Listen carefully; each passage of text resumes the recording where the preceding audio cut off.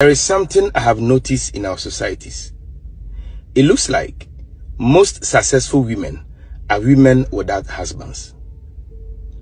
Most successful women out there are women without any committed relationship. Why is it so? If you know the answer, tell me. It looks like most women that are married are not as successful as women without husbands. Most women without committed relationship are really making money. What is happening? My biggest asset is marrying the right husband. So for the young girls in the house, if you're not married, please, the urgency to be Mrs. is good, but the most important thing is to be the right Mrs. Yes. Yes. Which means that you must pay attention to who you marry. Yes. Don't marry a fool, and don't marry a man who doesn't have the capacity to accommodate the call and the vision of God in your life. Yes. It's not about being rich and being handsome. You know, if you feed them well, they get fat. If the guy is rich, you can make your own money, and there's some things that are not the most important thing. Find a man who fears the Lord, a man who loves you and everything that you are, who is excited at your success and not angered by it. Yeah.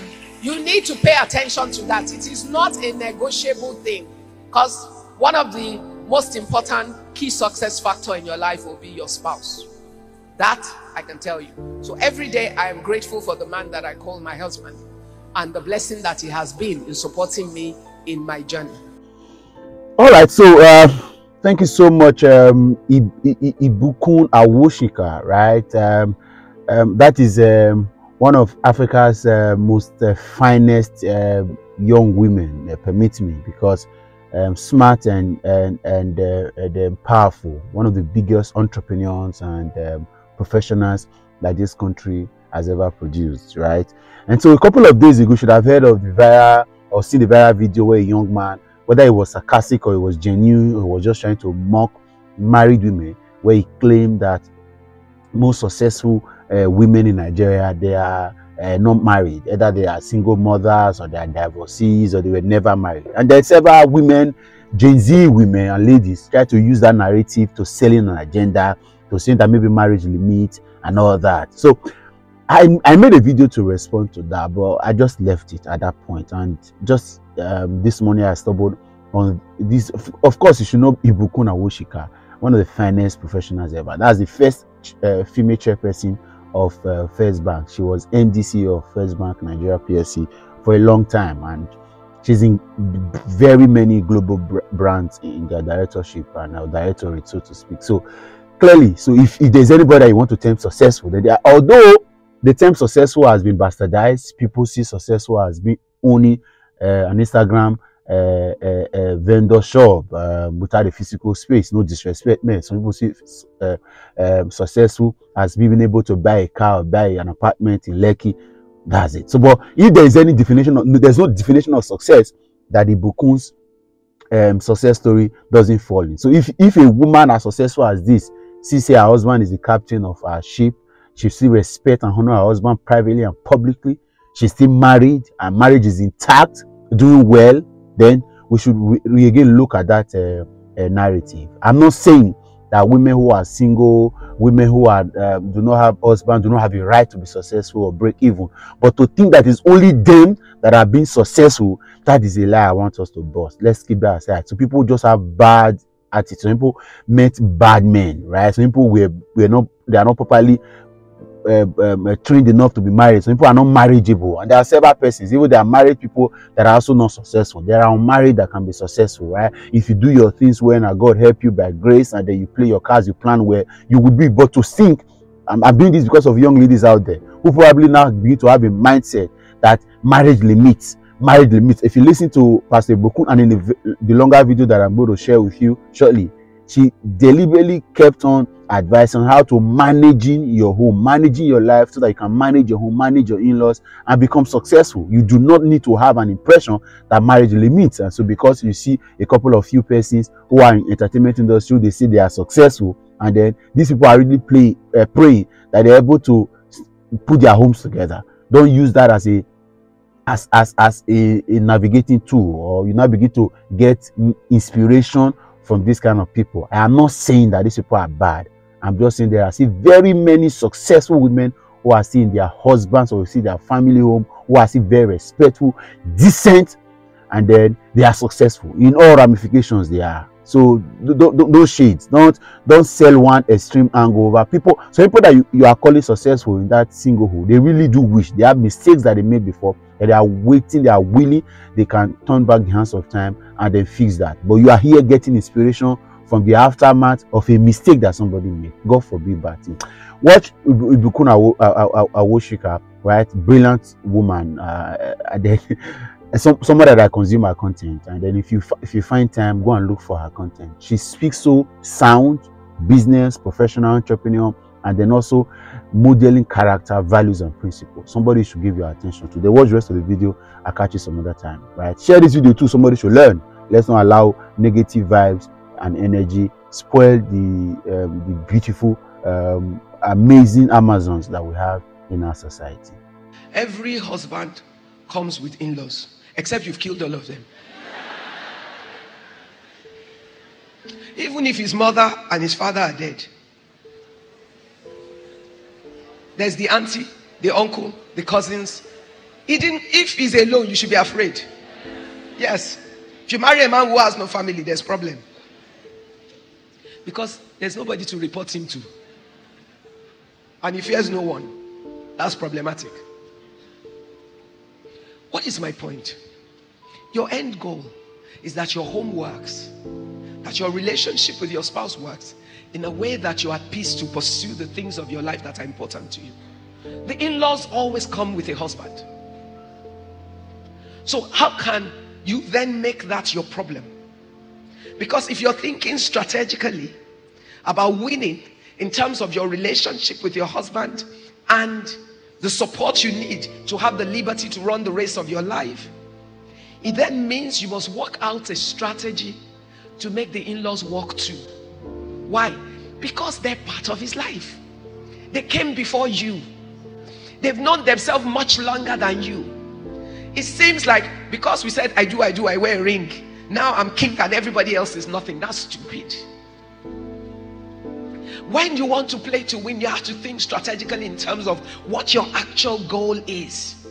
It's not for the pleasure of gisting with your friends about how you dealt with your in-laws. What's that? What value do you get from that? Except that they'll say, those people are not going to be in your home when there's trouble. So you gain nothing. Stay focused. Remember what is important. What do you want? If you're a career woman, you want the support of your husband. And to keep his support, his influencers are important. Why? Because they speak. And what they say will influence and affect him. And therefore, you must nullify the negative effect that can come from the influencers by embracing them with wisdom.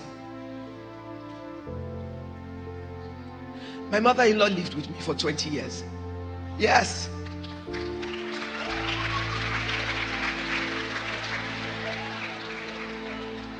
My husband loves his mother. How can I love him and not love her on his behalf? That's the truth. I love my husband. I want my home to work. He loves his mother. Why do I want him to be torn between the two of us? His mother. See, I have 3 sons. I know a lot of young girls want their mother-in-laws to die. Me, I'm not dying for anybody.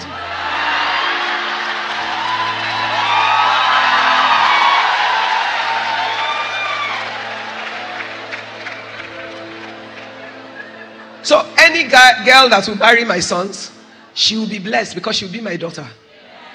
I'm not looking for daughter-in-laws. I'm looking for daughters.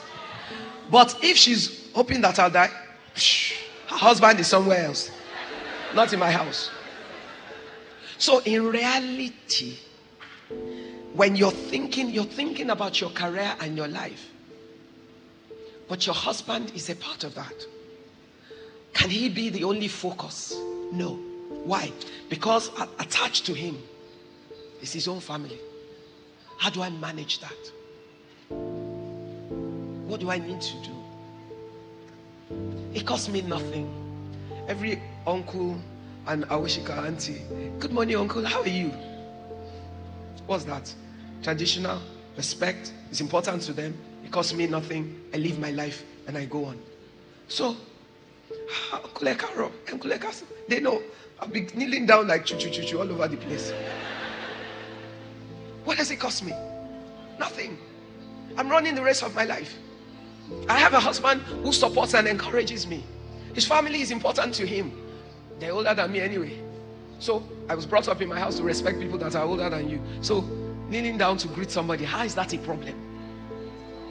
Okay, so we want to host a family in our house. How can that be a problem? We can afford it. So I just make sure everybody's happy. Why? Because you're managing the legacy you leave with each person, one person at a time. You want to win. Don't lose sight of your goal. The Bible says that we must seek wisdom. In seeking wisdom, we must seek understanding.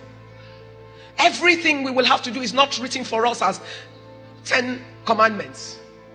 We're going to have to use our brain and extend the principles of God. Love your neighbor as yourself. My in-laws are my neighbors.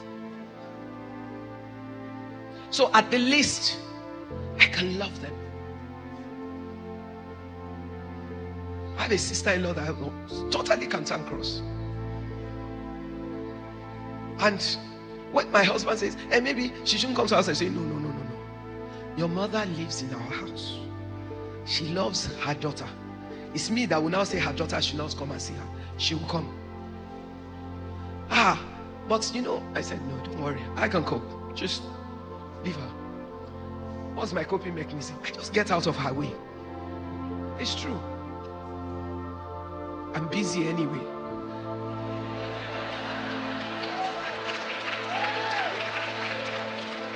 If she comes to my house and I'm still at home in the morning, my house staff already know. They're just going to keep saying that I'm getting ready. By the time I'm ready, it means I'm coming straight down the stairs and on my way out. And as she said, oh, Mama Ludala, I will say, Eka Roma, yes, ma. And I'm saying, Emma Binuma, money meeting, Musarelo. You know, and I'm answering her, and the ma doesn't drop, but I'm getting in the car. And before she sees me again, God help her. But there isn't enough time for rancor. Because I don't need it. I need to protect my husband and his peace of mind. And if he has a sister that will cause me pain and therefore cause him trouble, I nullify her effect on me so he can be at peace. And my mother-in-law can be at peace because she can still see her daughter instead of causing war between them. And I get to live my life. And because I travel a lot, I have a lot of house staff, but having my mother-in-law in the house created stability for my children.